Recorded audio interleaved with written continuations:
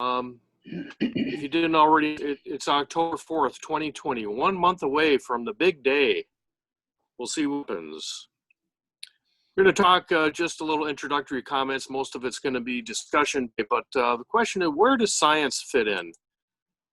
As we all heard it said by believers who should know better, that atheists are devil worshipers, that we worship Satan. Now, Satanic Temple notwithstanding, and certainly not to be confused with the Temple of Satan, this could not be further from the truth. Most atheists, though certainly not all atheists, reject not only gods, but supernaturalism altogether. And they reject supernaturalism in the same way and for the same reasons that they reject belief in gods.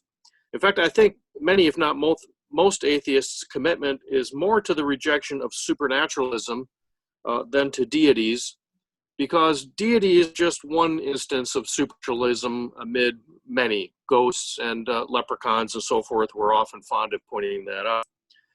Now, a rejection of supernaturalism amounts to, really is equivalent to naturalism. We'll need to discuss that sometime as well, because believers often accuse us of worshiping naturalism, and then they're trying to critique that, which they do pretty badly, I should say. But for now, just keep in mind that natural science was what was now called simply science, and a naturalist is what? Just a scientist. So do atheists worship science? Note the misspelling there, obviously made by a non-atheist. Do we turn science into a religion? Believers claim this as well. It is bizarre, but it's not hard to understand how they come to suppose this, because their own supernaturalism-based religions rely on their supernatural claims to justify their various doctrines and dogmas, as we discussed, for example, with the Adam and Eve story. And it is true, of course, that sensible people will always draw meaning from reality as they understand it, even from science, and that's what our moment of science has been about over the years. So, for example, those who believe that God gave to human beings dominion over all other forms of life can be expected to dominate the planet by acting without regard for other species, destroying ecosystems without a second thought, driving other species like the passenger pigeon, the great auk, and the dodo into extinction, and so on. On the other hand, people who understand the historical, biological interrelatedness of all life and the effects that human activities may have on ecosystems and even the global climate will take a very different approach. So there's two people looking at the moon and seeing something different. How to understand and explain these two things, religion and science? Well, and this is a familiar refrain to us, it depends on what you mean by religion. If by religion is meant claims contrary to science, then clearly the two are absolutely incompatible. If by religion is meant some system of supernaturalism that is essentially grafted onto science and that cannot be proved or disproved, such as saying that evolution is how God created, or God is outside of time and space and so on, then science and religion are compatible in some sense, but not then compatible larger cognitive or philosophical sense, because then you have two things, one that functions by assessing evidence, positing ways of understanding that evidence, and then testing that understanding and discarding what work. But then the thing comes by its idea without necessarily any regard to evidence. It could be dreams or visions, as we know, revelation, and then it interprets things as proof of its ideas. But as the 18th century philosopher David Hume pointed out, this is a great, I'd recommend you add it to your armamentarium, very useful for posting sometimes in various forums. He said, if we reason a priori, anything may appear to produce anything. The falling of a pebble may, for aught we know, extinguish the sun, or the wish of man control the planet orbits. It is only experience which teaches us the nature and bounds of cause and effect and enables us to infer the existence of one object from another. And I always get kind of laugh internally when he talks about the thought of a man controlling the planets and their orbits, because the current comparison would be to people saying their prayers cause somebody to recover from an illness, or wishing that a traffic light would change proves God. But here is how we at the Church of Freethought see things. We say it's a far better way to understand what religion is or ought to be by noting that science is how we make sense of objective evidence.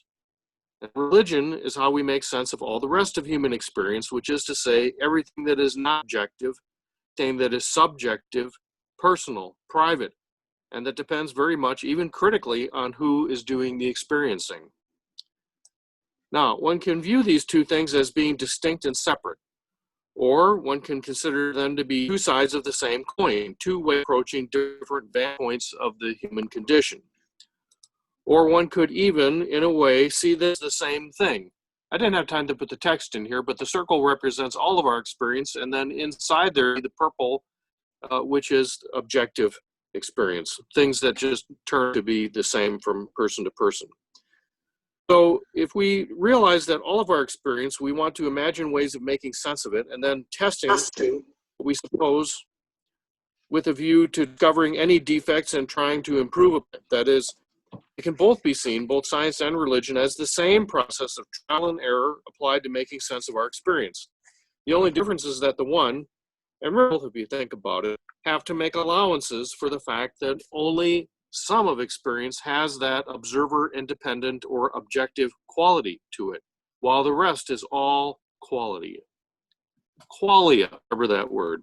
After all of our experience, each and every one of our perceptions is subjective, private, personal, and depends very much on who is doing the experiencing. And it's only additional experience that tells us that, lo and behold, someone else, and indeed anyone else, can perceive such things as that something is so large or small, or has the same properties, color, weight, taste, texture, and so on, or hurts us like bullets, or pitfalls don't actually hurt us, that we can realize that this is a different kind of experience.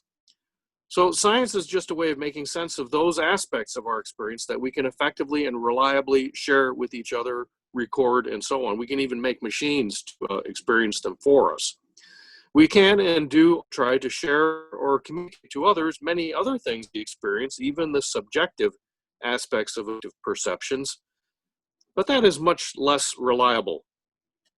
Often it's a challenge. At times it's impossible and frustrating, so frustrating that it has many times, as we know, led to oppression, violence, and war that make everybody, or at least many of us, miserable.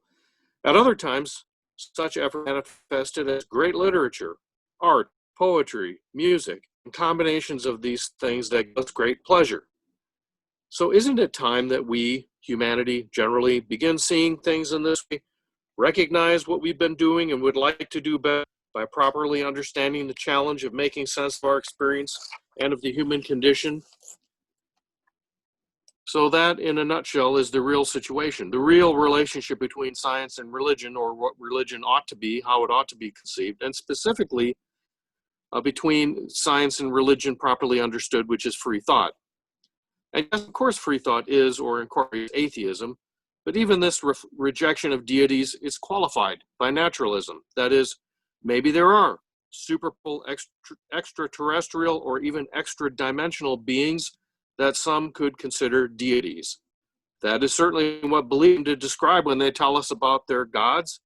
But if such beings or powers interact in any way with objective reality, then they're just not supernatural.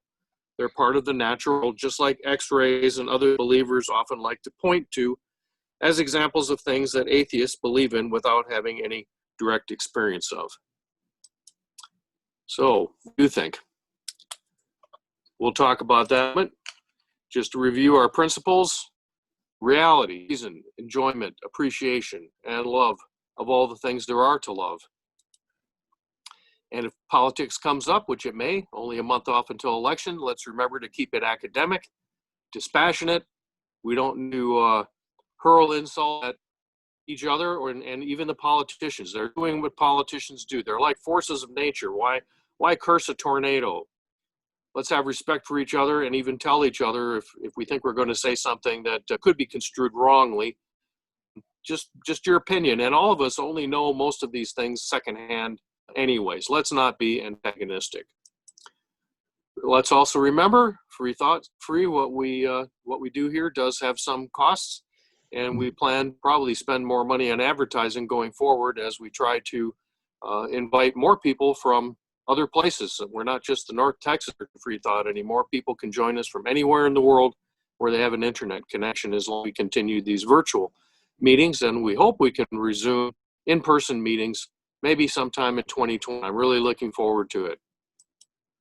Reasons to give us your money, really one reason that we can do together what none of us can do on our own. Kind of like science, which we do love a great deal. Plus, you'll all be darned to heck if you don't give us your money. Help us promote your values and demonstrate your commitment and be the future you wish to see. Remember all those political things that we argue about all the time, those all things out of the marketplace of ideas. And we have to be out there in the marketplace of ideas, presenting our ideas and critiquing those of others to try to get, as Carl Pollins put it, closer to the truth, whatever you may see that as being. So let's move on then to question and answer, some discussion. I'm really looking forward to hearing what all of you think about what I just presented and anything that you all would like to talk about.